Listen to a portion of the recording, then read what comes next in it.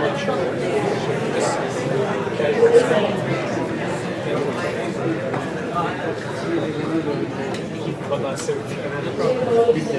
evening.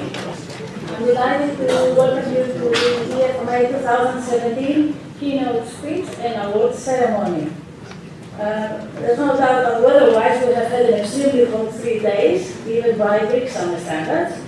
Hopefully, it has also been 3 extremely hot days in terms of intellectual interaction in the conference events, from the doctoral program presentations and the keynote lectures to the parallel sessions, the special sessions, even the coffee and the lunch breaks. We are hopeful that your participation in the meetings was as stimulating and as productive as you expected it to be. For us in the organizing committee, it has been an extraordinary experience to be hosting you on our campus, and I wish to thank you all for your cooperation, your feedback, sometimes also for your patience. We will soon be rewarding you by taking you to the seaside for dinner under the Attica sunset light. But meanwhile, let me take this opportunity to congratulate all of you for your participation in the meetings, for your commitment to the increase and dissemination of financial management knowledge. As I said in my introductory remarks on Wednesday, it is the motto of EFMA that we all have in common. It is what guides our research and our teaching, the reason why we collaborate with our colleagues, we share ideas, we develop new ones. Research in finance in general is a celebration of teamwork, and we saw loads of that over the past 3 days.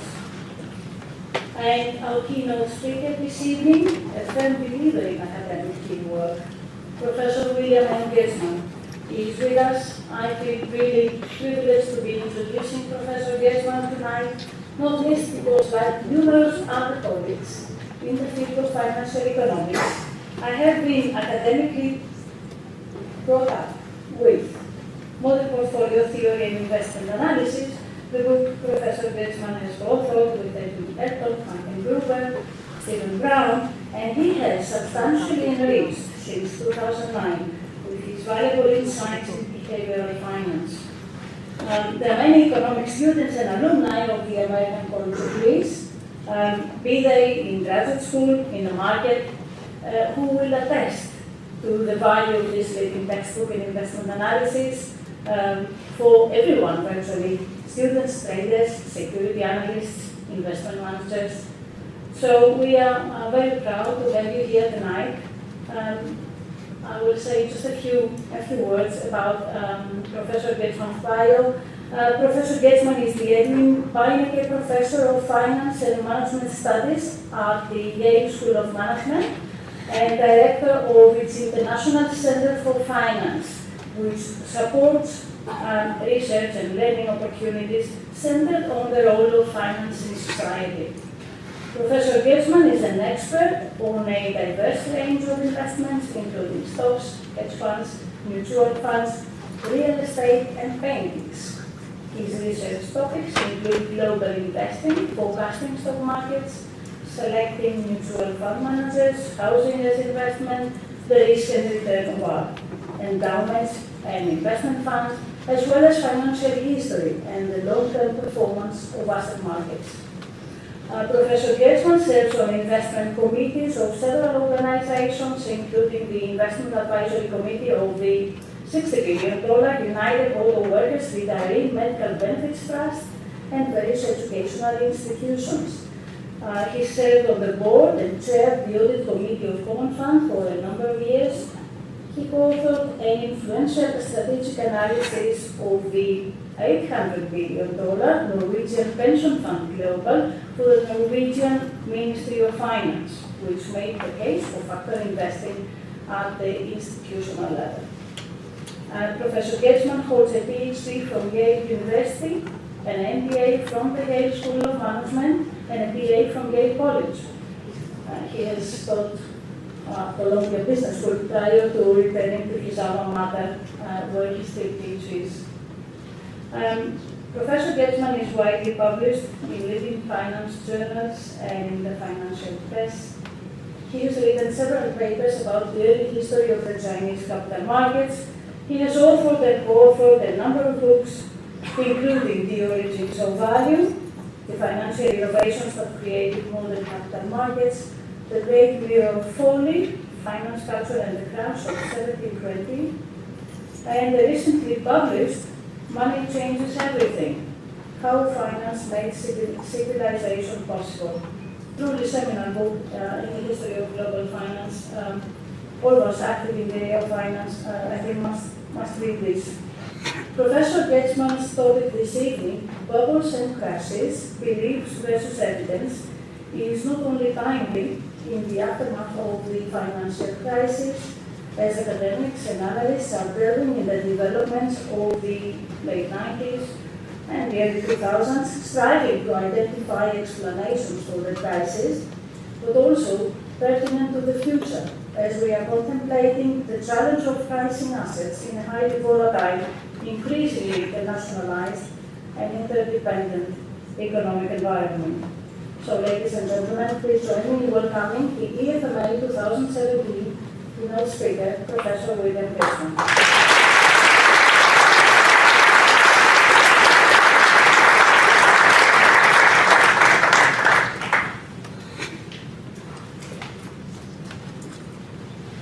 Well, first of all, thank you, Andy, very much, and thanks for the invitation to do this. And congratulations on a fantastic conference. It's been really stimulating to me over the course of the few days of the conference so far. I've been curiously taking notes in the sessions and learned a lot, and this is exactly what a first-rate conference should be, with an exchange of ideas. So thank you, and all of the people that have been involved in organizing this, because I know it's an enormous task, and so it's coming off really well. Congratulations.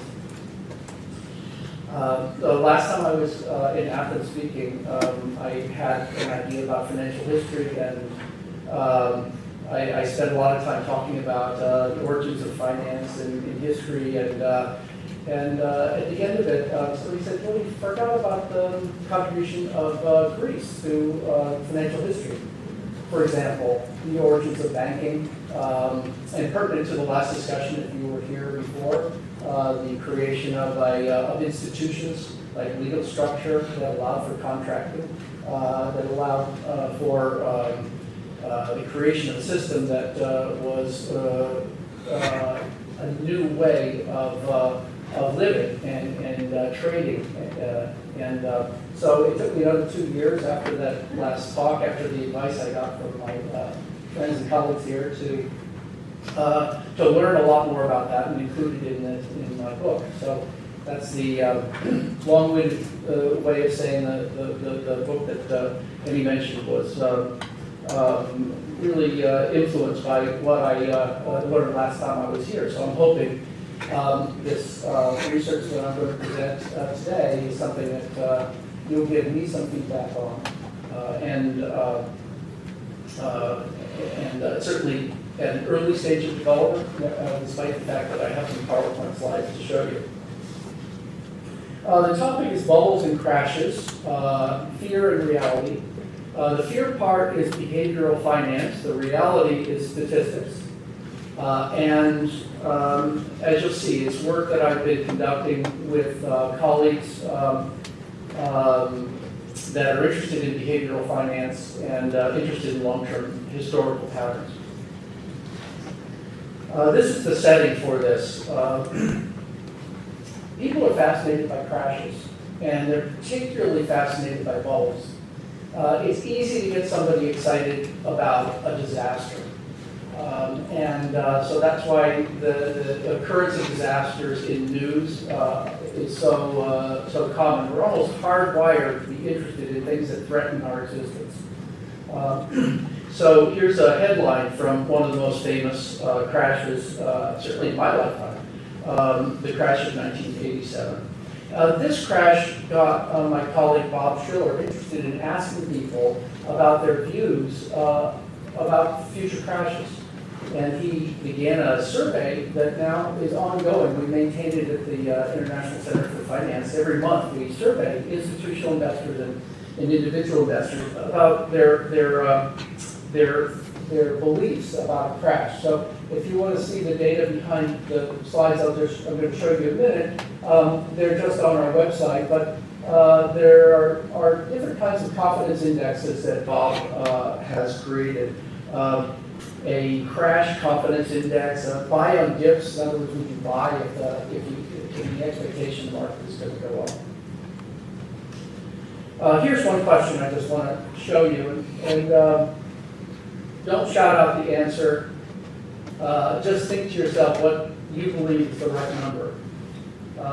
And it says, if you can't see it, it says, what do you think is the probability of a catastrophic stock market crash in the United States, like that of October 28, 1929, or October 19, 1987, in the next 6 months, including the case that the crash occurred in other countries and spreads to the U.S. An answer of 0 means it cannot happen. That's the probability part.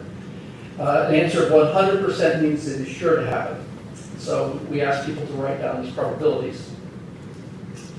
And here's an index that goes back to 1989 of a crash confidence index. And this is the percentage of respondents who think that the probability of a crash is less than 10%. Okay, so it bounces around a lot, and you can see people. They were very confident before the financial crisis. It was hitting a high point, and roughly 60% of the people were in that category, that they thought there was a small percentage of a crash. But that still means 40% of the people thought that there was a chance that there was a crash. There was a chance of a catastrophic crash within the next 6 months. Now, as you can see, we're down to the point where 75% of the people that are filling out this form, and there are two different lines here, red and blue, one for just individual investors, the other for institutional investors who presumably have some version of MBAs and are well trained. Right now, 75% of the respondents think the chance of a catastrophic crash on the scale of those two biggest crashes in the last 100 years in the United States is greater than 10%. So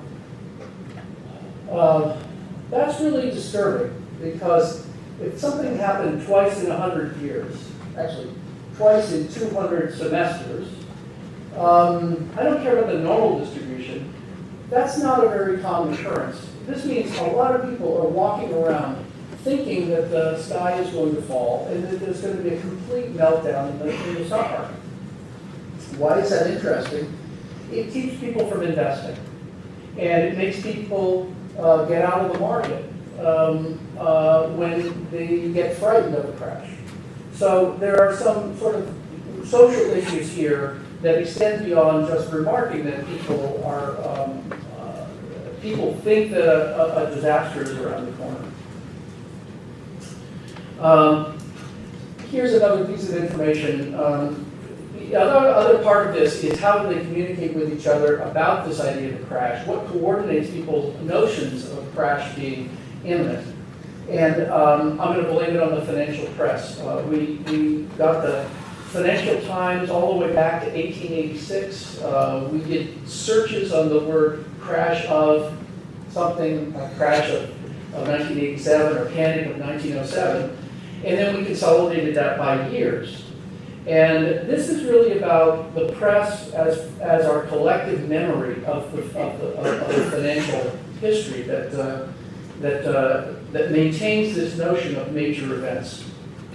So I'm going to show you something maybe a little bit hard to see, but I get excited about it.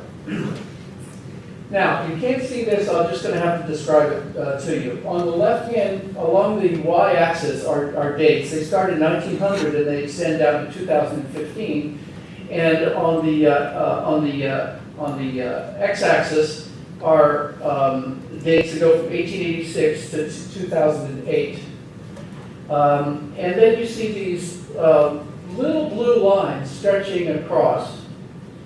And the blue lines, when they dark blue, that means there are a lot of mentions of a crisis or a crash of that day. So you can see there was a panic that J.P. Morgan bailed out the U.S. stock market in 1907.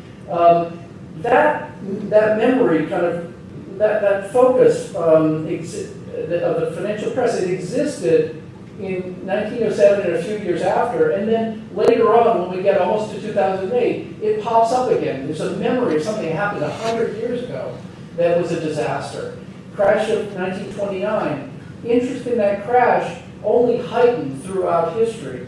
Crash of 73, 74, maybe not as big, but the crash of 1987 really seemed to focus people's attention and maintain people's attention throughout the period following that crisis. So this is just to say, culturally, we have a long memory for crashes. But also, just count up the crashes there. This is about the stock market. There aren't that many. In the whole history, in the U.S. stock market, you might think of another one or two, like a flash crash or something, but basically, they're not that common. So, so that's the setting for this, for some of these research results I'm going to show you. I've been working with Goetzmann Kim. Goetzmann and Bob Schiller and I have been writing about diving deep into that database of people's fears and doing analysis of that and correlating it to the news. But this is going to be something a bit different. It's really a very, very simple paper. It's a paper about negative bubbles. And for all economists in this room, you all know how popular bubble research is. Everybody's trying to figure out what are the conditions that are necessary or sufficient to cause a bubble. Can there be rational bubbles? What are driving behavioral bubbles? Bubbles are interesting. They're a period of enthusiasm where people get all excited and then something catastrophic happens and they're brought back down to earth. They think that they've escaped into another economic world of plenty, and then they're disabused of that and have to live with the consequences. I'm going to talk about the opposite of that. And very few people talk about negative bubbles, but the same kind of enthusiasms that can cause positive bubbles, maybe pessimism can cause negative bubbles, sort of a Keynesian notion here. But a negative bubble, I'm going to just define arbitrarily as a temporary extreme decline in a market, followed by a rebound. You could add some more bells and whistles to it. You could say it may, and I don't test this, the fundamental justifications particularly, but natural example would be 1987, where there was a very large decline, and then by the end of the year, the market had come up pretty much erased that negative bubble. Flash crashes are another example of a quick drop with a rebound. So what causes them? Financial or institutional disruption is one. Deleveraging, for example, if the fabric of financial institutions can't supply credit to arbitrageurs, then you might not be able to have somebody take the other side of a trade as prices are plummeting. Another possibility is just negative investor sentiment, as I described before. So I'm going to show you some results of positive bubbles and about negative bubbles.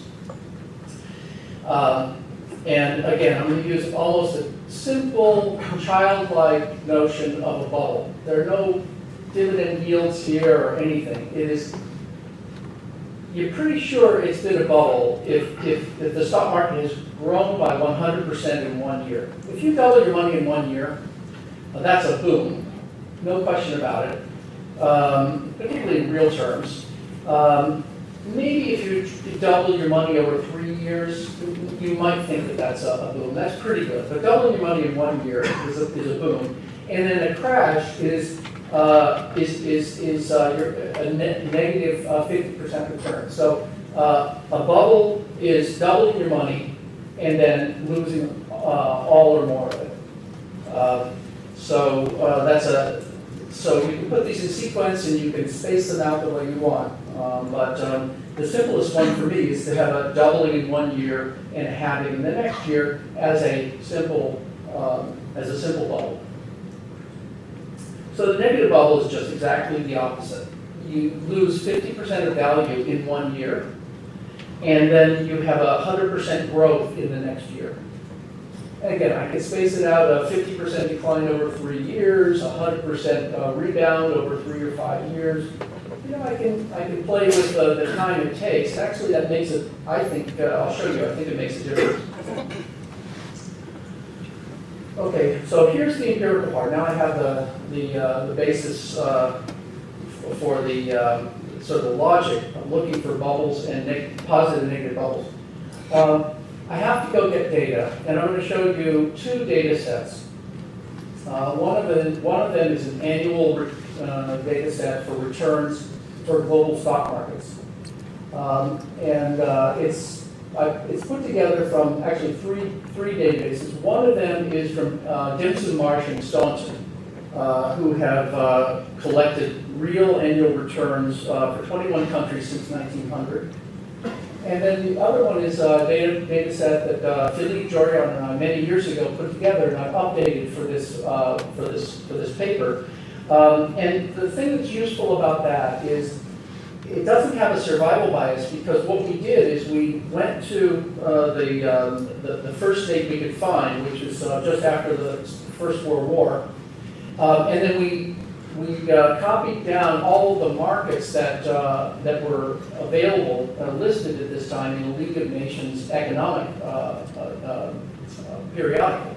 And then we followed that League of Nations periodical forward, and eventually United Nations, and eventually IFC. So not to say it couldn't possibly have any survival bias in it, but it has a lot of markets that just disappeared.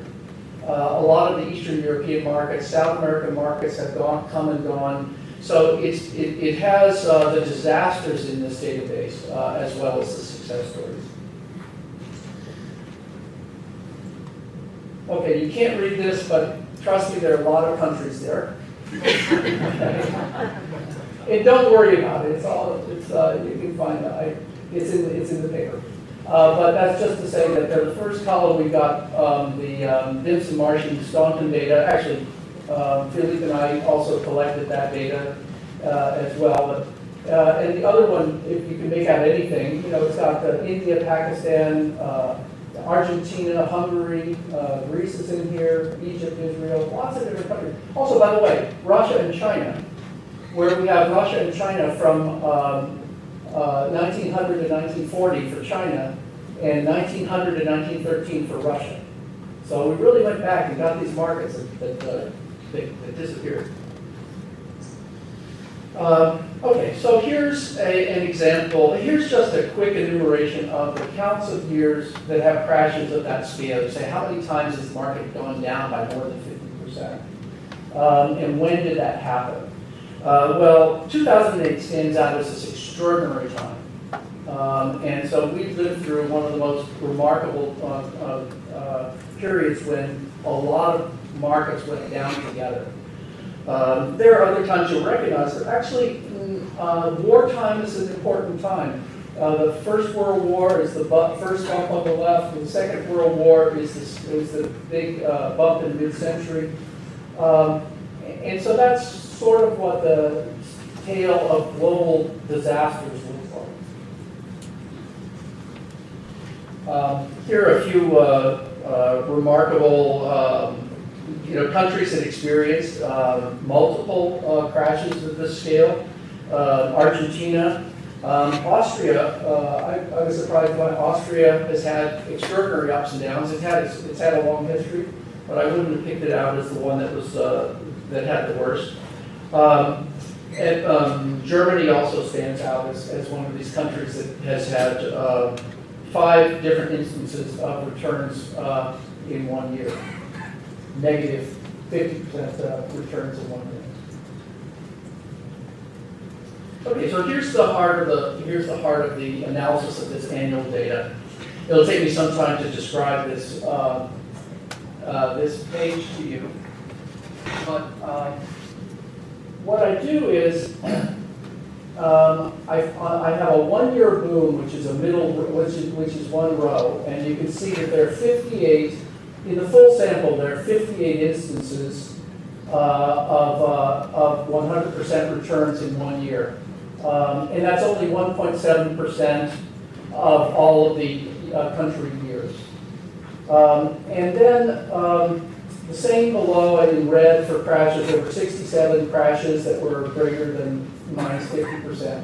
And then I also have a row for all market years. So that's the bottom is sort of a baseline, unconditionally not requiring there to be a market prior to this event. So, closer here.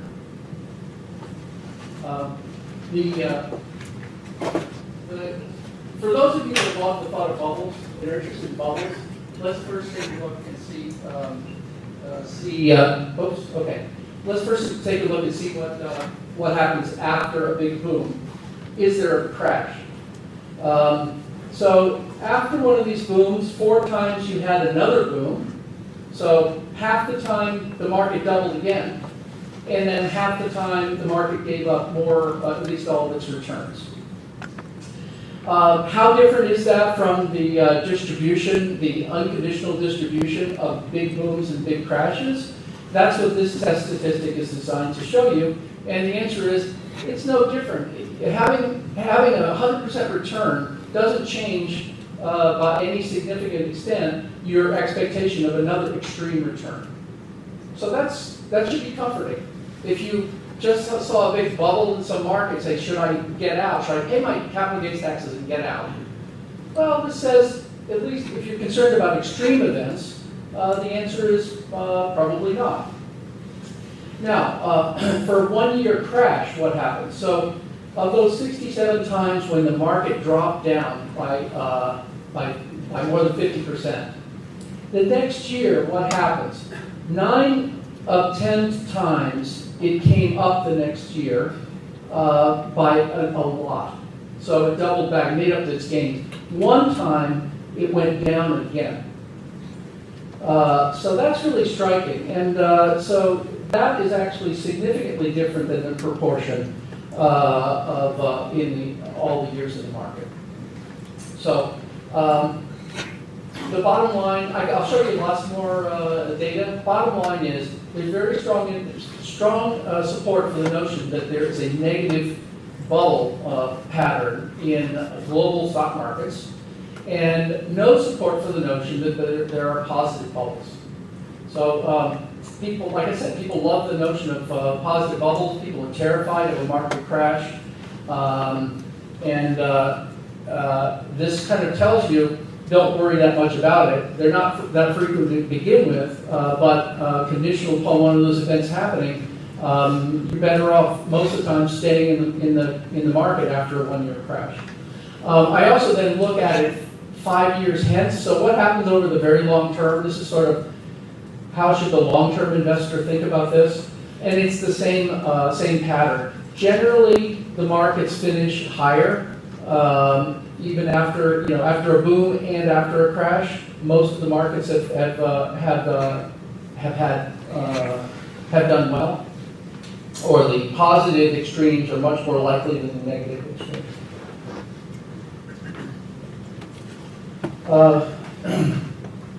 This is just a backup. What if I define things a little bit differently? Remember I said that it could matter whether the boom happens immediately or over 3 years. So if the boom or the crash takes 3 years to happen, the story changes. So if it doesn't happen that abruptly, it's probably not as volatile a market to begin with. But there's no significant difference conditioning upon a boom or a crash compared to the frequency of these tail events, left and right tail events, in the years following. Okay, this is a kind of a picture of, I just lined up for all of the crashes, what happened, and then some of the countries are named. And then on the y-axis, this is the magnitude by which the markets recovered. And there's some, like post-war Germany, there was an extraordinary boom. But the key thing here is the hinge point is way over here, Venezuela. Everything to the left of that is a market that had a positive 5-year performance after one of these crashes.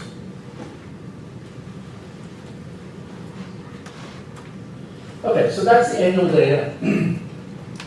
I'm going to show you some monthly data because I'm particularly excited about using this big database, global financial data. And this database goes from 1695 to 2015. So it's not the whole history of the world stock markets by a long shot, but it's a very useful, useful database. It's very, there's a lot of representation in the most recent years. Lots of African markets, lots of markets that have newly emerged, and so on. So there are 101 markets, a vast number of observations, and there's the link to where you can get the data. You have to buy the data, but it's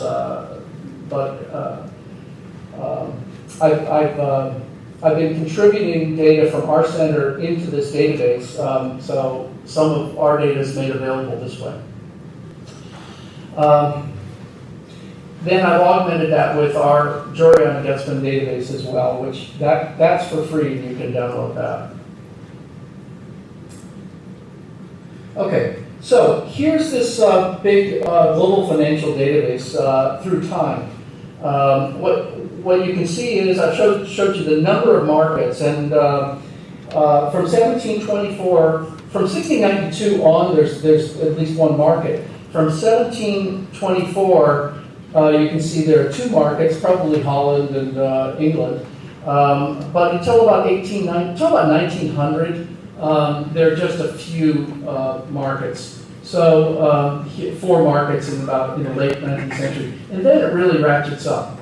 Now, one thing that's useful is you see these little dips occasionally. That tells you that some markets disappear in the database, which is slightly comforting that it's not survivor biased, although checking 101 of these things and wonder is, I don't feel as comfortable about that as I do about the annual data that I just showed you.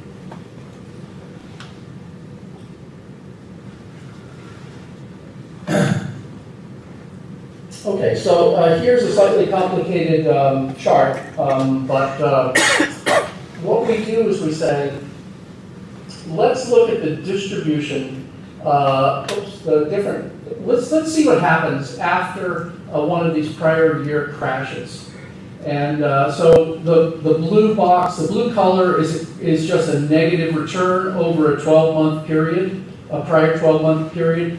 The orange on the extreme is if you've got a minus 50% return over a prior 12-month period. So now with the monthly data, we can just roll this forward, and crash of '87 will begin here as a real crash. And then what we do is we take a look at what happens after that. So in the middle 2 bars are just sort of positive and negative counts, but the extremes of both ends are what I'd like to focus on. In particular, this orange bar. If you've had a prior 12-month return that's down 50%, the market's down 50%, there's a really high probability that over the next 12 months you're going to be up again. The 25% of the markets are up again after that, by more than 50%.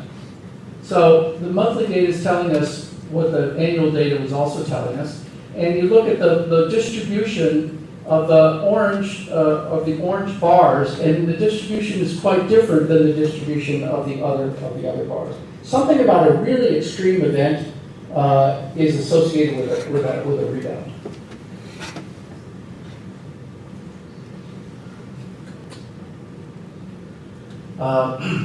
Well, this is just the same analysis. dressed up in a regression, and with a lot of various kinds of controls. But what we're doing here is we're doing dummy regressions where we take a look and we have a dummy for whether or not there is a crash of various kinds of magnitudes. And then we've also thrown in a number of control variables, country and date fixed effects, for example. Control variables not listed, but things like volatility, prior years volatility, time trends, recent time trends in the data. So that's sort of the logic of this approach. But what stands out is that when you've had a crash of 50% or greater, the probability of a gain of 50% or more following that is significantly positive. But it's not it's really kind of an extreme followed by an extreme. And it's not true for many of the other kinds of definitions of a crash. If you look up a definition of a crash of 10% or 20%, you can even see opposite signs. So it seems it's a sense, gives you a sense of dislocation.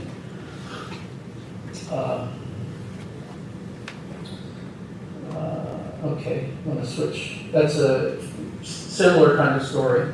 So, what's all this about? Do we have any theories about this? One theory is that that rebounds are due to the crash in the first place may be due to some kind of deleveraging, and then the recovery of the financial system to provide capital for people to buy undervalued securities is eventually overcome within the next year. So the way we test that, and we only have one test of it, because frankly going through 101 markets and looking for the financial structure is challenging, is we say if a market, if there's a common shock across all the markets, then the arbitrageurs and the global financial institution is going to be stressed. But if you have just had a crash when all the other markets are up, then it's more likely that arbitrageurs, financial operators, could step in and provide some price support. That there will be capital to support the trading on those investment opportunities. So we just segment the data. We separate it into markets where a crash occurred when there was when the average market was up that year, and then everything else. And what we would expect is that basically the recovery would go away if the financial segmentation hypothesis was right. In other words, we wouldn't have a rebound after a crash in a situation where we're just looking markets where the world was positive at the same time. So that's this bottom row here. The green is the part where all of the markets were.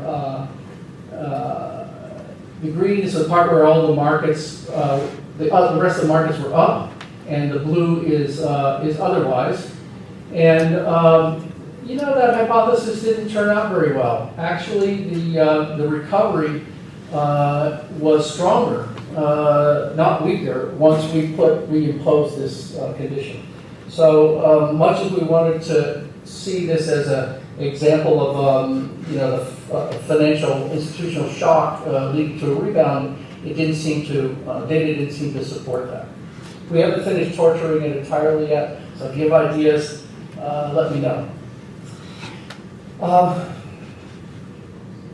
Now I'm going to show you a little bit about timing a crash, because so many of the papers that I saw you presenting and talking about and thinking about, had some version of forecasting factors or markets. I thought you'd like to see my version of this. And it's motivated by, well, it's actually, there are a lot of papers, if you go back 20 or 30 years, that try to see whether you can time the market, particularly at high frequency. I've gotten very interested in two former colleagues of mine, Alan Moriera and Tyler Buer, have a paper that I call volatility timing. It's got a lot more to it than that. And then Robin Greenwood and Andre Schleifer and the co-author also have a paper about timing bubbles. You boil them down, and the heart of it is when the markets are more volatile, you want to pull back. That's like the signal of a catastrophe is when the markets are more volatile. And the first authors show you that you get a higher Sharpe ratio if you do that. So those things are models where you're timing every month. So you have the freedom to time every month. Everything I've showed you so far, even as monthly data, has been sort of annual, sort of last year and next year, or last year and the next 5 years. This is, suppose you were doing monthly timing. And here, on the bottom row, it says crash minus 50% at time t. And then first column, the return over the next year. So this story is this is just 1 month crash of 50%. So that's a disaster, right? And when you have a disaster of that magnitude, the signs change. You don't have a reversal. So there's no evidence of an immediate reversal. There's some dynamics that occur later in the sample. And of course, some of this is just driven by the fact that there aren't that many 1 month extreme returns. But there seems to be also something different about the monthly horizon. Okay, so that's a bit of a motivation. So here's the test that I conduct, and I just do it with the U.S. market. And I call it a fear strategy, which is get out after a big decline and re-enter the market when the market has recovered. So here's just a 10% decline. And what happens is you're following the blue line, you're fully invested, you've got all of your life savings in the U.S. stock market, and then the market drops down by more than 10% in a month, and you say, okay, I've got to get out. And you stay out until it goes back above the prior level. So it bounces back above the point that you left. Why did I do that? Because my friends keep telling me, they say, oh, I've got to get out. I say, I'm a finance professor, I don't advise that. And so I just needed to test this out. I needed to show them, look. And then Alan Morera and Tyler Muir didn't help with their paper because they say, oh no, you should be getting out. You should be taking the money off the table. So let's see if they're right or I'm right. So here's the U.S. stock market from 1800 all the way up to maybe end of last year. And the fully invested is the black line. The fear strategy, where you're selling those sharp drops, is the red line. And, it's easy to say black line ends up higher than red line, but of course we know that we might want to do some risk adjustment. Here I'm zooming into 1900 forward, and that helps you because you can kind of see what happens during the Great Depression. Things get smoothed out a bit. You can also see a little bit about the Great Recession. There's a bit of smoothing that occurs. So that's kind of good. Zooming into 1950 all the way up to the present time, what you see is you tend to miss out on some of the recoveries in the 1970s. So the lines diverge pretty dramatically. And finally, just in this century. So financial crisis, it does indeed put a floor on the bottom part of the worst of the of the stock market drop, it doesn't do that much for you in many of the other time periods. So let's now do some risk adjustment. Who was it? I was in one session and somebody said, why didn't you use a Sharpe ratio? Somebody divided by the mean return by the standard deviation. And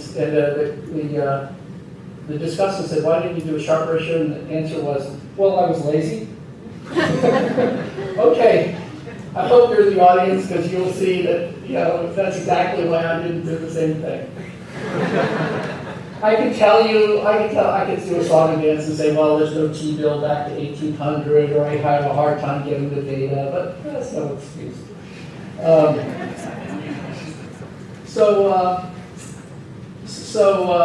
Here's the reward. I'm going to call it the reward to risk ratio, where you can even keep the treasury bill as a little sweetener to your return. For the different time horizons, what you see is, for the longest time horizons, actually the reward to risk ratio for this fear strategy is higher. If you let me restrict my attention to 1950 to the present time, then the sign goes the other way. For those of you that do dividend yield research, same thing works. If you say, well, I'm only going to focus on the time period from 1950 onwards, then the dividend yield effect is really strong. You go back before and things change a little bit. And so where is that coming from? And you can guess where it's coming from. It's just the reduction in volatility that the fear portfolio provides. It's not an enhancement of returns. So it's just an issue now. It comes down to preferences. It comes down to risk aversion. It comes down to the taste that people have for or their horizon for investing. It's no unambiguous answer, this strategy. But at least if somebody says, I'm pursuing a timing strategy, I'm going to get out, when things get looked at, you can tell them that you've seen at least one test of this where you don't make more money, but you do reduce some risk, at least over some time horizons.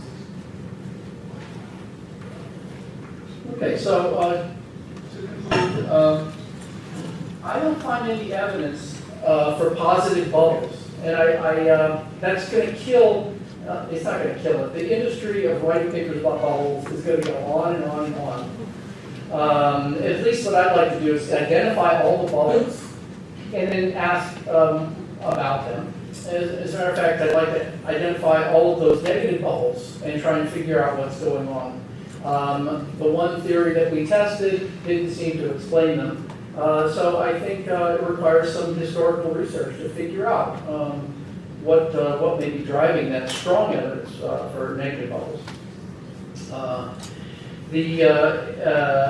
The annual versus monthly gives us not just more data, but says that there are some horizons where this works and some horizons it doesn't. Why is that? It's another interesting mystery. And then finally, you can think of your own fear strategy by asking your friends and neighbors about what they do, how they panic, and what do they do. But it really depends upon the time period and, as I said, risk preferences. Okay.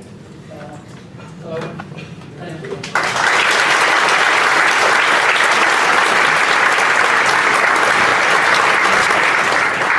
Do we have time for questions? Yeah. Second. Yep. Okay, I have two questions. One is, it's speculative.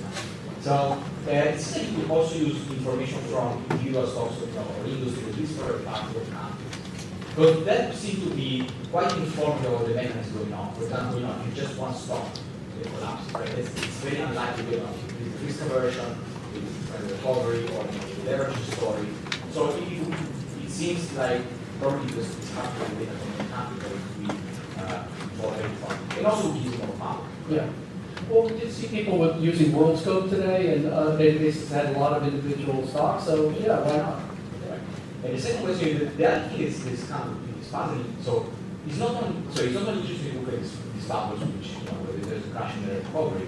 It's, in a sense, the ones where there's no recovery, in a sense, are even weirder, because you would expect, probably, after a crash, you would come up with some at least, let's say, we don't have any direct evidence, we have a lot of, intuition that will happen.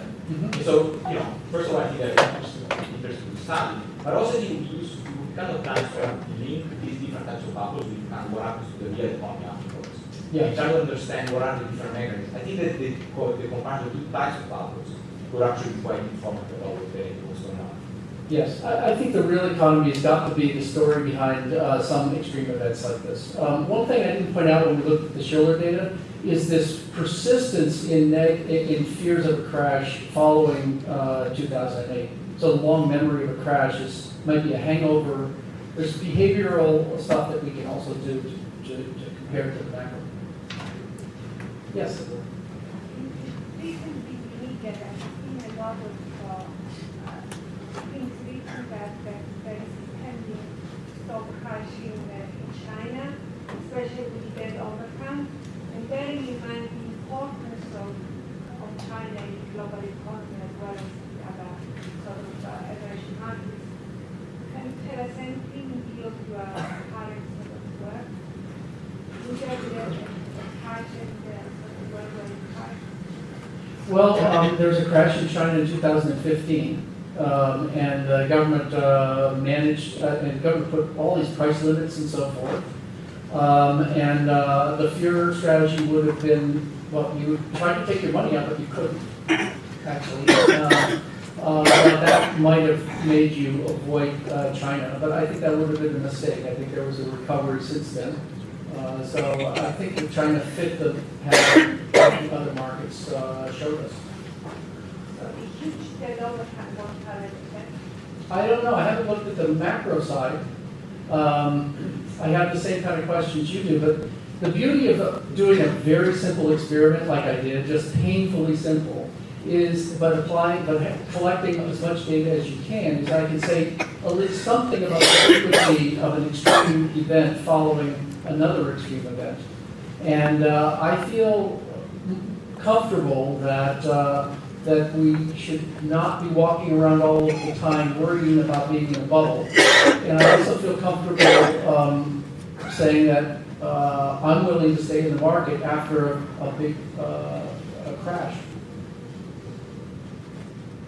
Any idea with regards to asset recovery of after the crash, with regards to the individual investors or investors in general, risk aversion? It seems to me that your results show that the degree of risk aversion is not inclusive against the action in the crash because we have recovery. What are the driving forces? Let me see if I can operate this. This is.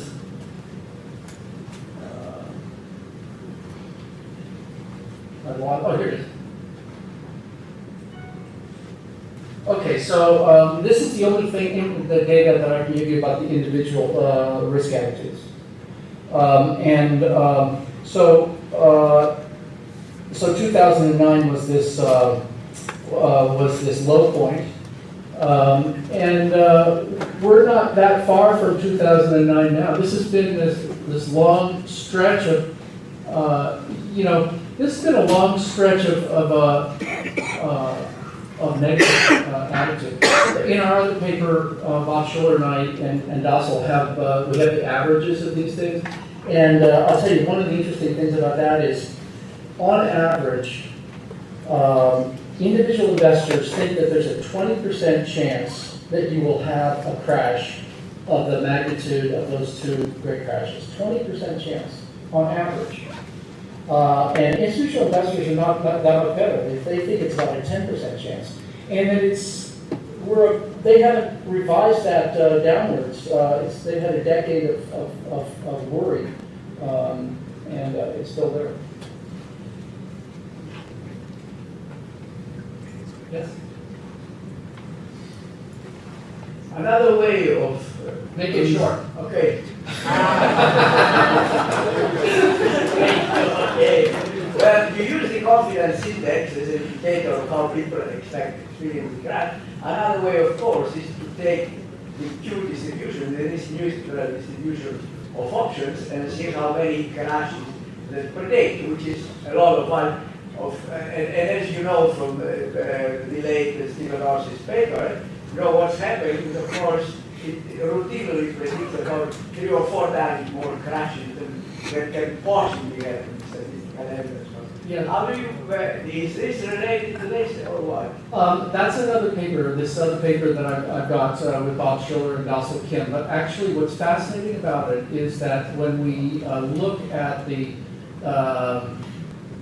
implied extreme, we look at the implied distribution that comes out of Stephen Ross's recovery theorem, where he did a little bit of empirical work. Ian Martin's more recent work on the same thing, and Barrow actually with the fears of the great crowd. I know, but not everybody. Not everybody. I'm trying to fill everybody in on this, so they know I'm familiar with literature. Yeah. The numbers come out surprisingly close to the numbers that we've got. It kind of makes you think that this is the reason the equity premium exists, but I'm not going to go into that area now. Yeah, you see, I believe it's model error also. There's also that possibility. Yes, that is a possibility, but there's no model where we look at these things. This is just people answering stupidly to a question. Back here.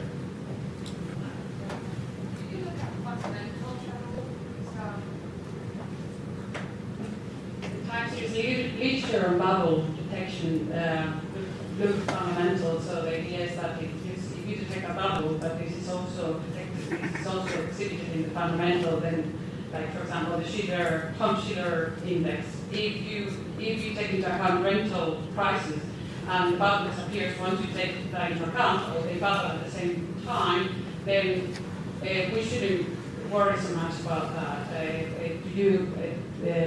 you taken account of fundamentals for your strategy? Well, not in this paper, because we don't have dividends or earnings for a lot of these markets. Right. And so it's kind of, that's the impediment. I like to use messy data, because sometimes it gives you much broader representation, but there are times when you might want to use very detailed data, high quality data to test a theory like that. I have in my research over most of my career actually done exactly those kinds of tests. I used to think I knew the right answer, and then let me say, there's only one thing that Bob Schiller and Gene Fung actually agree on, and that is that you can forecast long horizon returns with valuation ratios. So I don't entirely agree with them, but that's not going to win the Nobel Prize, I can tell you that. Can I just ask you something? We've seen a negative bubble in the crude oil price in 2014, but the price has not recovered. So what would you advise, what would you say? Well, crude oil, I haven't thought about doing this with commodities, but I've looked at oil prices myself from time to time.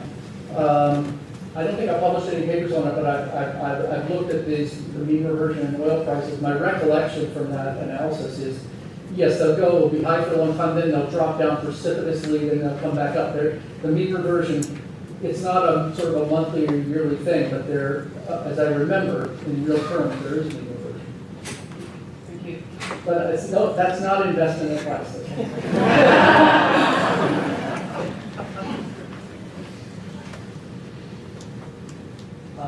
Over here.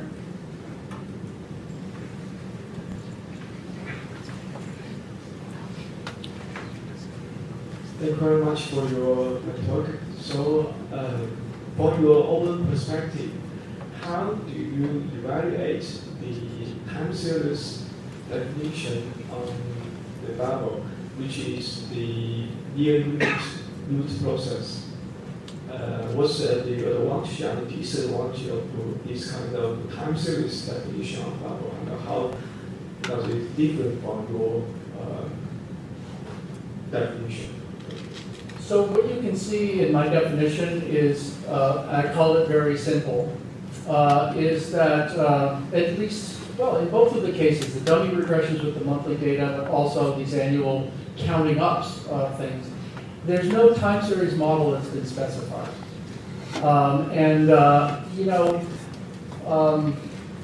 I think that I think it's healthy to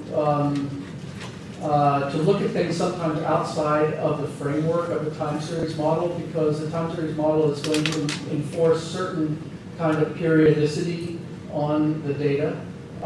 In this case, I didn't want to specify a particular kind of periodicity to the data or some sense of reverting. I mean, this whole notion of a periodic fluctuation around a mean at a certain time horizon is a beautiful idea, but it can mask certain other phenomena. The person that was the most weirdly articulate about this was Benoit Mandelbrot, who used the rescaled range as a measure that intentionally avoided specifying time series model, but it had the virtue of being able to identify what you might think of as sort of long-term periodic convergence to common values.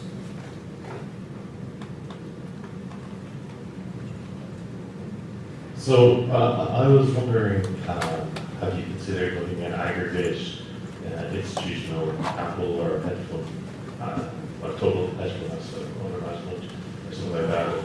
Perhaps there wouldn't be very much variation in those series over time, but perhaps with the sheer amount of hedge fund capital that's amassed over the last 20 years, that might be, you might be able to relate that somehow to the incidence of bubbles or any kind of mispricing. Yeah, I mean, that's it. That's an interesting idea. We do have hedge funds. We have information about hedge funds before and after the financial crisis. We have some sense of what was happening to them during the crisis, but also what they were doing during the dot-com bubble. There's a little bit of information about that. But no, I haven't even begun to think about looking at the sort of capital supply and capital demand side and looking at it in a broader framework.